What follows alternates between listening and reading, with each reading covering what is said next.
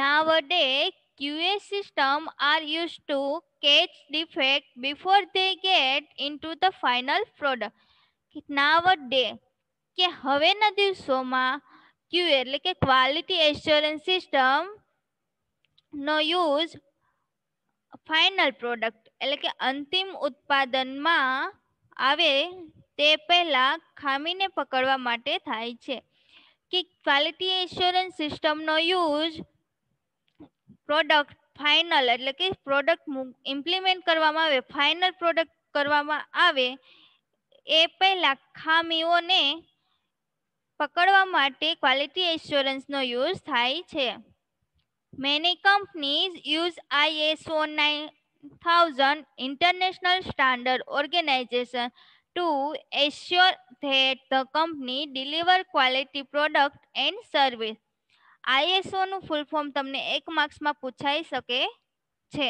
International standard organisation, એને ગુજરાતીમાં આપણે કહીએ તો આંતરરાષ્ટ્રીય માનક સંસ્થા. કે ઘણી કંપનીઓ ISO 9000 એટલે કે ISO 9000 નો ઉપયોગ કરીને ખાતરી આપે છે કે કંપની ગુણવત્તાયુક્ત એટલે કે ગુણવત્તાવાળી ઉત્પાદનો અને સેવાઓ પ્રદાન કરે છે.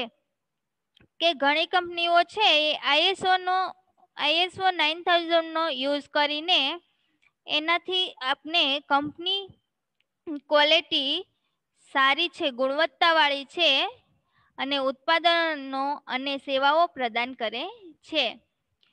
Management team decide the policy and objective of quality assurance system. કે મેનેજમેન્ટ ટીમ ડિસાઇડ એટલે કે નક્કી કરે છે કે ક્વોલિટી એશ્યોરન્સની પોલિસી એટલે નીતિઓ અને ઓબ્જેક્ટિવ એટલે ઉદ્દેશો. કે મેનેજમેન્ટ ટીમ છે એ ડિસાઇડ કરે છે કે ક્વોલિટી એશ્યોરન્સની પોલિસી અને ઓબ્જેક્ટિવો.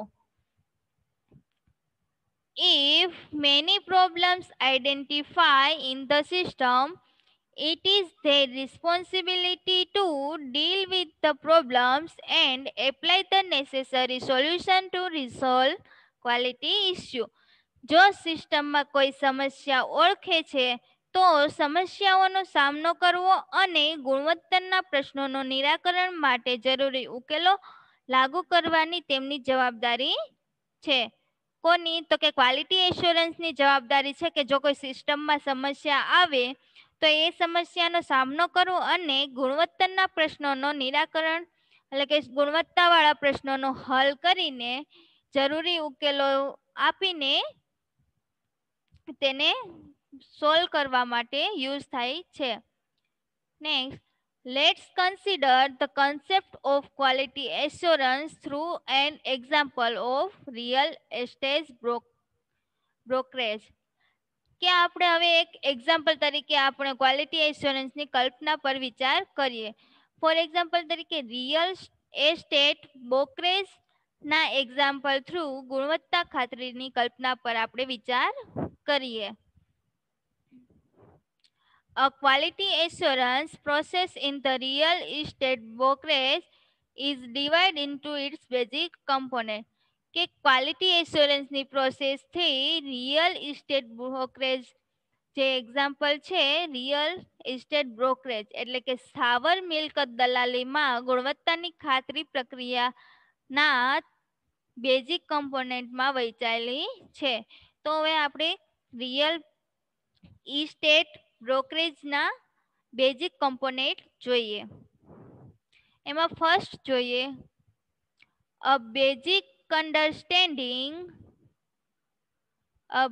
understanding of overall project and the development of a project statement. કે આપણા ઓવરઓલ પ્રોજેક્ટને મૂળભૂત સમજ બેઝિક અન્ડરસ્ટેન્ડિંગ એટલે કે મૂળભૂત સમજ અને પ્રોજેક્ટ સ્ટેટમેન્ટને ડેવલપ કરવો. Second, a survey of our past and existing client to determine what they actually required, what we offered, and what were the lacking areas. કે તેઓને ખરેખર શું જોઈએ, અમે શું પ્રસ્તુત કર્યું અને ક્યાં અભાવના ક્ષેત્રો હતા તે નિર્ધારિત કરવા માટે આપણા ભૂતકાળ અને હાલના ક્લાયન્ટનો સર્વે કરવો. Third, break out core services components in order to develop process. કે પ્રોસેસના ડેવલપમેન્ટ માટે કોર સર્વિસ કમ્પોનન્ટને બ્રેકઆઉટ કરવા એટલે કે તોડી નાખવા. કે આપણે કોઈ પ્રોસેસને ડેવલપ કરવી છે તો એના માટે કોર સર્વિસીસ કમ્પોનન્ટ છે એને તોડી નાખવા. Fourth, develop detailed step-by-step procedure and implement them. કે ડિટેલને સ્ટેપ બાય સ્ટેપ ડેવલપ કરો અને એનો અમલ કરો. કે આપણે કોઈ પણ ડિટેલને ડેવલપ કરી છે તો એની સ્ટેપ બાય સ્ટેપ પ્રોસેસ કરો અને ઇમ્પ્લિમેન્ટ ધેમ એટલે કે એનો અમલ કરો. Fifth, thoroughly train personnel in the procedure and implement them. કે કાર્યવાહીમાં કર્મચારીઓને સંપૂર્ણ તાલીમ આપો અને તેનો અમલ કરો. જે આપણે કાર્યવાહી કરી છે, કાર્યવાહી કરતા કર્મચારીઓ છે એને સંપૂર્ણ તાલીમ આપવાની, પૂરેપૂરી તાલીમ આપવાની અને તેને અમલ કરાવવાનો કે આપણે આ રીતના પ્રોસેસ કરવાની છે. Continually check the results and success of your procedures and modify as needed. કે કન્ટિન્યુ ચેક કરવાની રિઝલ્ટ અને procedure success of your procedure કે તમારી પ્રોસેસ સક્સેસ છે કે નહીં એને ચેક કરવાની અને જરૂરિયાતો પ્રમાણે એમાં સુધારા કરવાના. Last component, appreciation through bonus or rewards on the success of the product procedure in client satisfaction.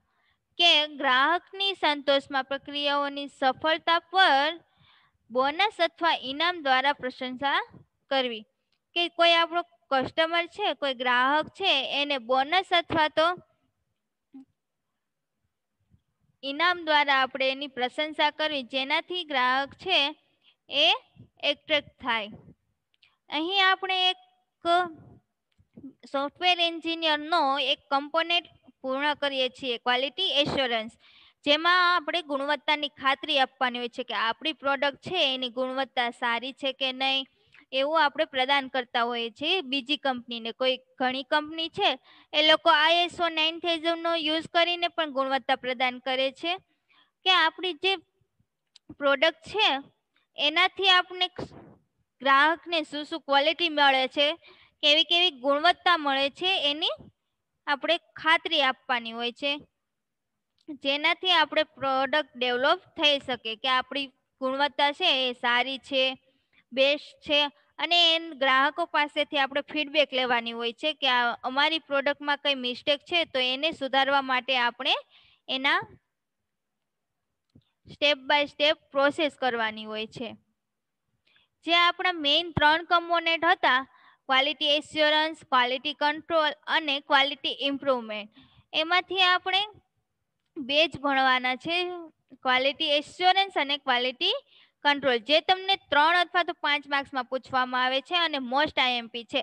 એમાં ક્વોલિટી એશ્યોરન્સ છે એ 3 અથવા તો 5 માર્ક્સમાં પૂછાય છે અને ક્વોલિટી એશ્યોરન્સ અને ક્વોલિટી કંટ્રોલનો ડિફરન્સ આવે છે જે આપણે આગળના વિડીયોમાં જોઈશું. એ પણ તમને 5 માર્ક્સ અથવા તો 3 માર્ક્સમાં પૂછાય છે અને એ લોકો 2 માર્ક્સમાં પણ તમને પૂછી શકે. જો તમને 2 માર્ક્સમાં પૂછાય તો તમારે 4 પોઈન્ટ લખવાના રહેશે, 3 માર્ક્સમાં પૂછાય તો 6 અને 5 માર્ક્સમાં પૂછાય તો તમારે 10 પોઈન્ટ લખવાના રહેશે.